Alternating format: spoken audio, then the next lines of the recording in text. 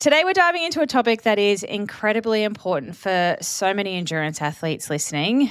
Exercise is one of the best things that we can do for our health, but for people living with type 1 diabetes, it does add an extra layer of planning and complexity to their lives.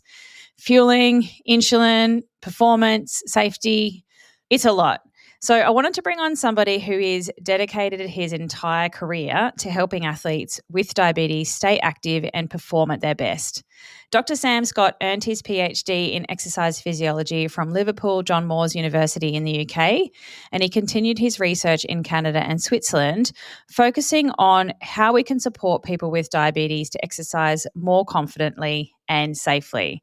He then spent around 5 years as head of research for Team Novo Nordisk, the world's first all-diabetes professional cycling team. How cool is that? Sam is also one of the authors on a brand new book called The Science of Exercise with Type 1 Diabetes, and it pulls together the research and real-world lived experiences to help people with diabetes navigate training and performance without feeling held back by their condition. Sam is now a CEO of Enhanced, which is a digital ecosystem designed to make exercise more accessible and engaging for people with diabetes through better data and better support. Today, we're going to chat about where the biggest challenges actually sit for athletes with type 1 diabetes, what the latest science says about fueling and performance, and some of the practical strategies that you can implement into training. I'm going to take a peek at the future of diabetes tech in endurance sport. Let's do it. Welcome to the Triathlon Nutrition Academy podcast, the secret weapon in your ears for triathletes who want to get fitter, faster, stronger, and healthier with evidence-based nutrition.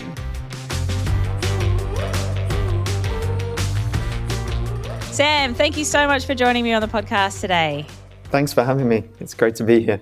So you've worked with some seriously high-performing athletes in your career. What actually led you to specialise in diabetes and exercise? I didn't know too much about type 1 diabetes, etc. before I started my PhD. I wanted to do something the lines of in-depth muscle physiology work. That was the path that I thought I would go down. And then another big aspect of my studies was around blood glucose management during exercise for people living with type 1 diabetes. And it was spending time with these people in the lab and getting a small insight into how challenging this is on a daily basis.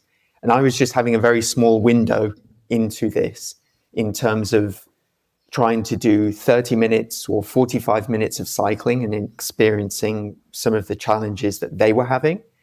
And this really motivated me then to focus on this entirely and then work with professional athletes so I could learn from them to try and transfer this into regular levels of exercise. Then the motivation's just grown from there. So before we get into any of the science, can you take us a step back almost and just explain what type 1 diabetes is and what type 2 diabetes is? Because some people may not actually know the differentiator between those two. Yeah, this is really important. So type 1 diabetes affects around 9 million people worldwide. This is an autoimmune condition.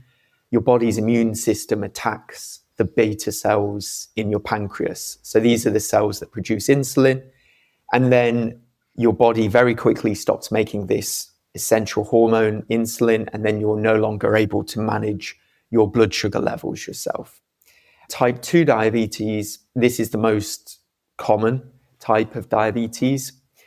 Around 550 million people worldwide. That's a lot. Yeah, and it's accelerating very rapidly as well.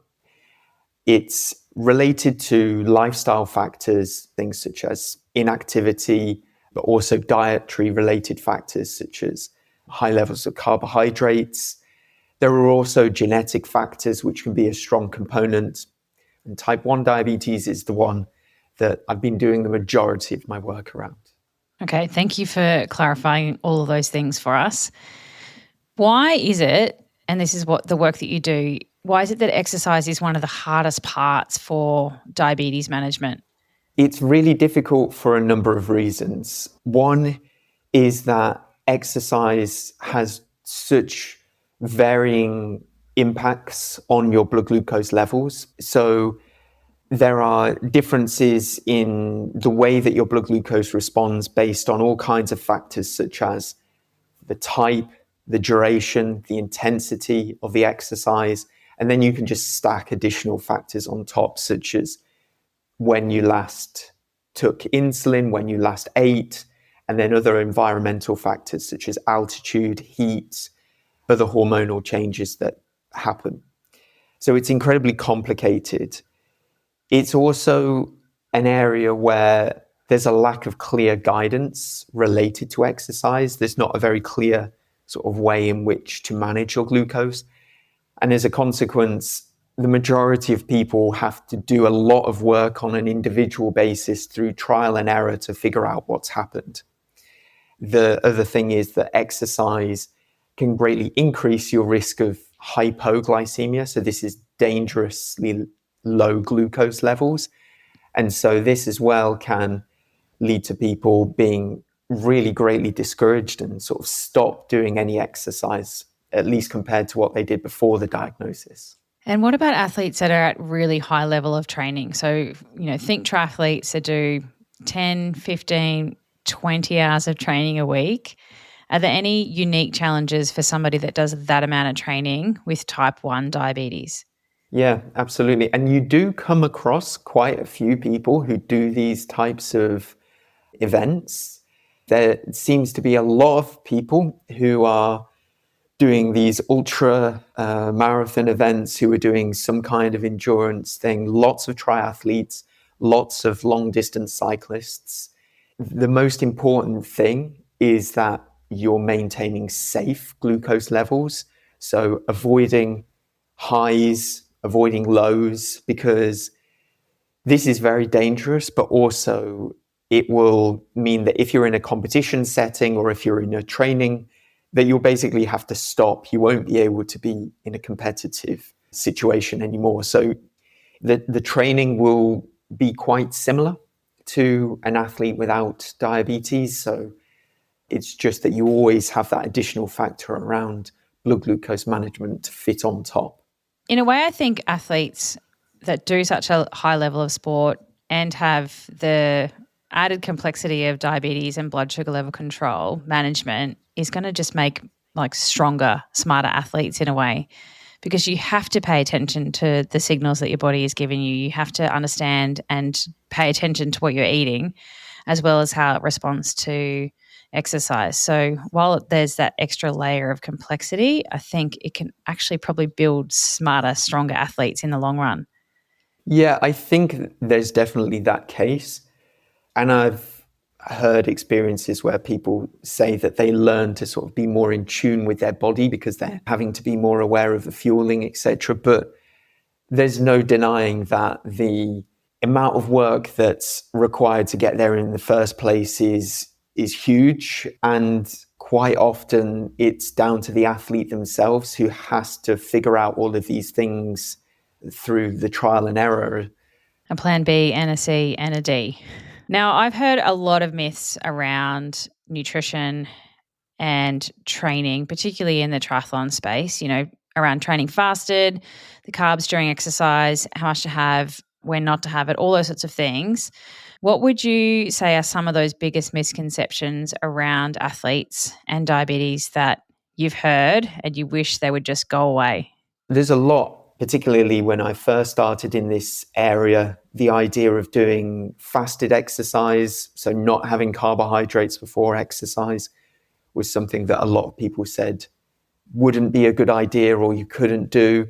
Also, the huge amounts of carbohydrates. So speaking to some of the athletes, they seem to be consuming a lot less carbs, weren't completely sure, but it turns out that they were completely underfueling. So not having enough carbs both during events, but also during recovery and also in the lead up to events.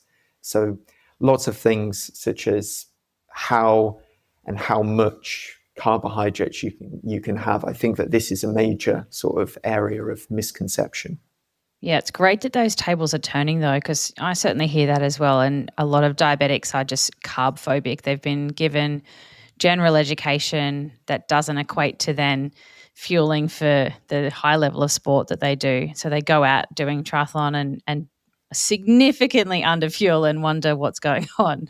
So we've done some studies. We did quite a few studies looking at professional athletes, such as professional cyclists, and seeing how much carbohydrate they were consuming and when they were consuming.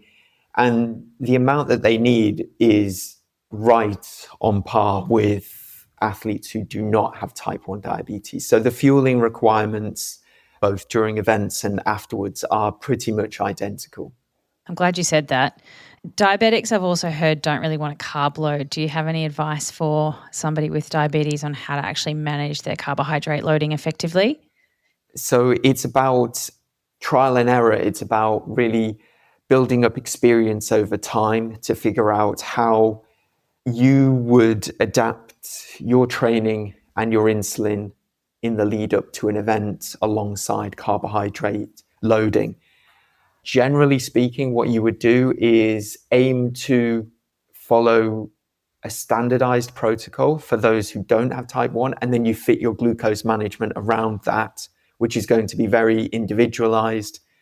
You will probably stand to benefit from trying to work with either a diabetes educator or a coach, or both together, to sort of build up a strategy that works well for yourself. Somebody who knows what they're talking about. So you alluded to it before, but what does good glucose control actually look like during a session from a performance perspective? Generally speaking, sort of target glucose ranges that people might aim for. So at the start of an event or an exercise session, generally people aim to have their glucose a bit higher than what is sort of normal physiology for somebody who doesn't have diabetes. In millimoles per liter, it would be sort of between 7 millimoles per liter and 12 millimoles per liter. That's what they would aim for. Just being a little bit higher in this sense gives more flexibility to sort of stay within that range and be at lower risk of hypoglycemia during the exercise, because the hypoglycemia is always the thing which the athlete wants to avoid. During the event, they will generally want to try and keep within that range there. So that's within competition. Within training, sometimes the athlete might choose to exercise at a slightly lower level, but again, it's very individualized. But generally, they will aim for that window of between 7 and 12 millimoles per liter. Hey, are you ready to take your triathlon performance to the next level in 2026? Then now's the time to start thinking about your nutrition. The Triathlon Nutrition Academy program opens again this January, and while that might feel far off, smart triathletes start planning now. If you want to get a jump start, there are 2 things you can do. First, head to dietitianapproved.com/academy and register your interest in our next cohort. I'm going to send out some pretty epic freebies once you're on that list. Second, when you add your name to the list, you unlock a nice little discount on my Triathlon Nutrition Kickstart course. This is the perfect on-ramp to start getting your fueling sorted right now, so that you're ready to hit the ground running in the new year. That's it for now.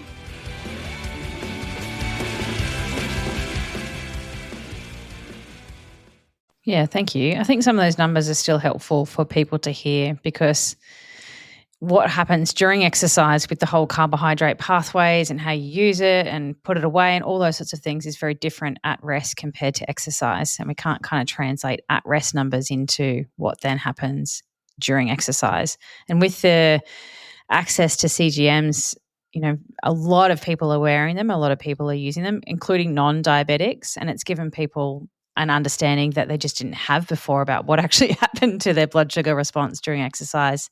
For me, I find them really valuable in seeing what happens overnight, which we never really had any information on before. So for you, how has CGMs really changed the game for athletes? Yeah, so when I first started working in this space, CGM was something that was emerging, but the majority of people that I was working with, especially in the lab setting, so those who weren't athletes, had not really had access to these. So they were still using finger pricks to repeatedly check their blood glucose. So I think that it's been a huge thing in terms of now greatly reducing that. So the thing that CGM does as well, in addition to this, is that you don't just have those points in time measurements. You now have the trace, which shows throughout the day what your glucose is doing. And you have trend arrows. So these allow you to see the direction in which your glucose is anticipated to go in the next 15 to 20 minutes. You can also look at the data retrospectively, looking for ways in which you might alter your glucose management. So all of these factors make them incredibly valuable compared to just taking like point in time glucose management. So I think it's the decision making, the ability to retrospectively learn and then plan into the future. You also can do different things with it, such as start looking in more detail around how your glucose looks during and after exercise.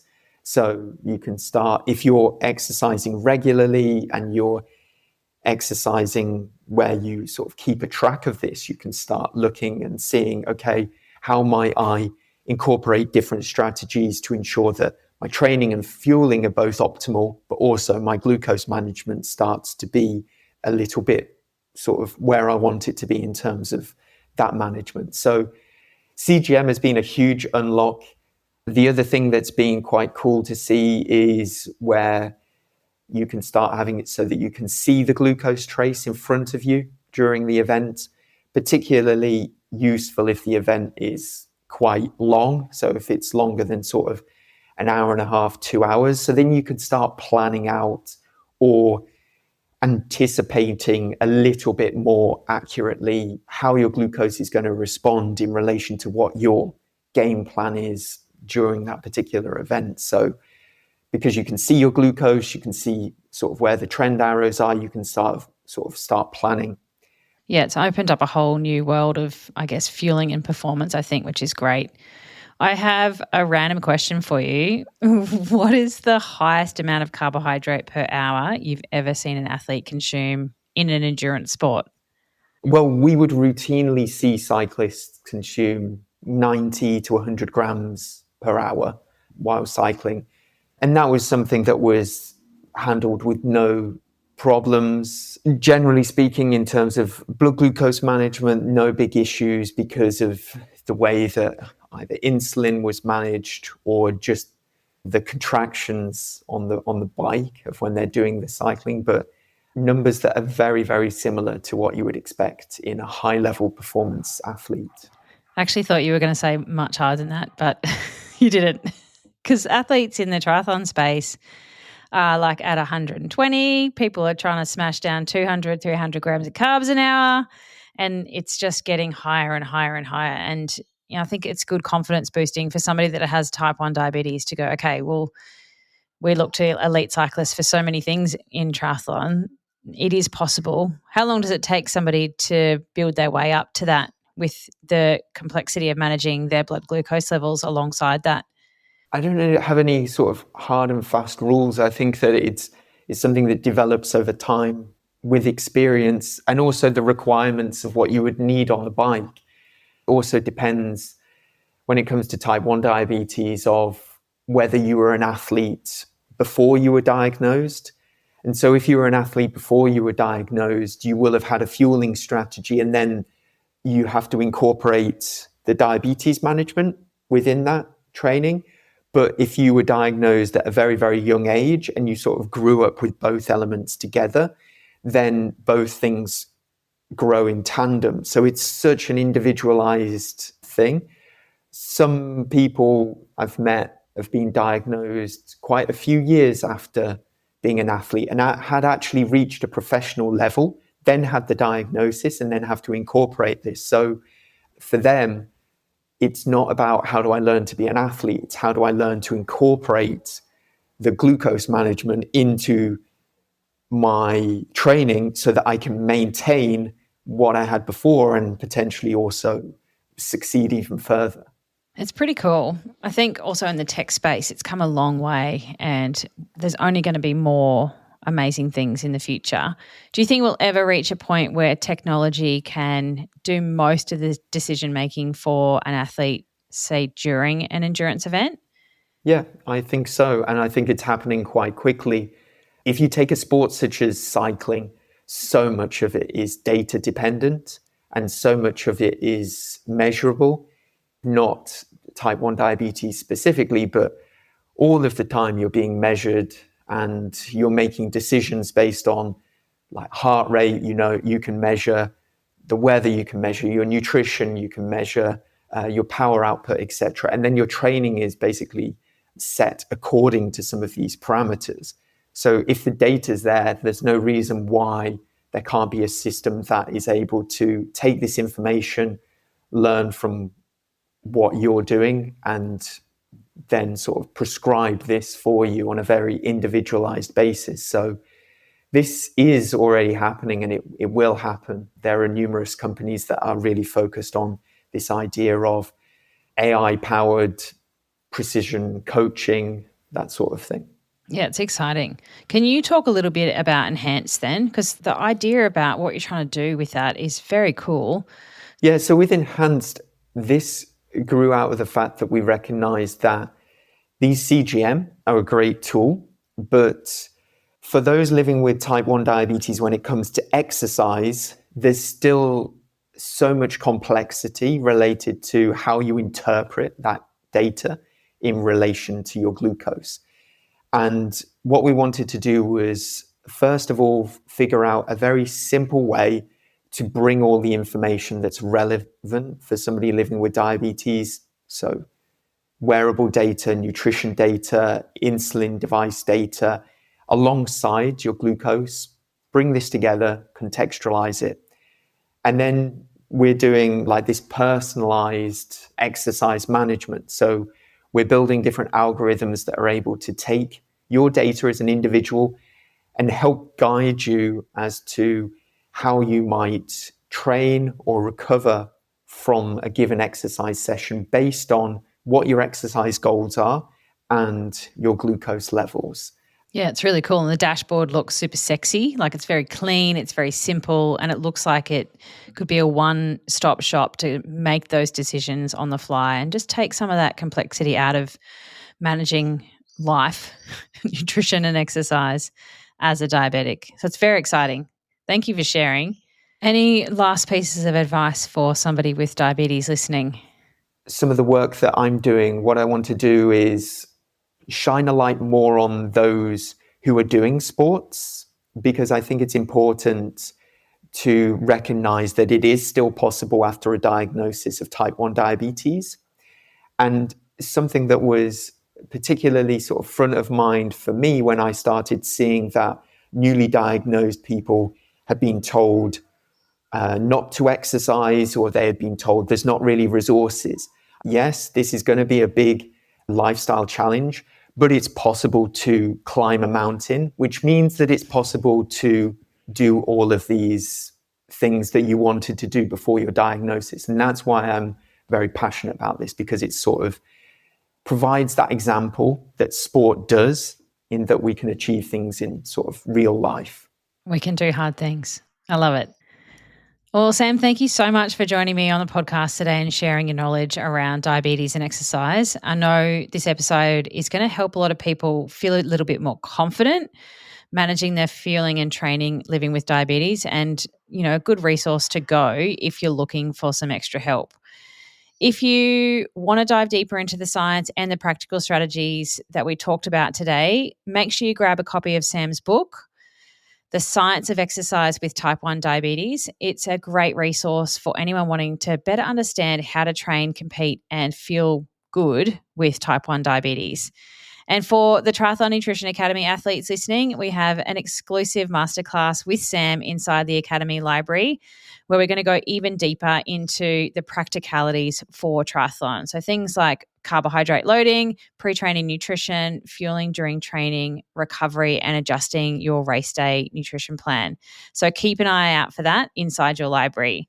And if you're interested in the tech and support side of things, check out Enhanced.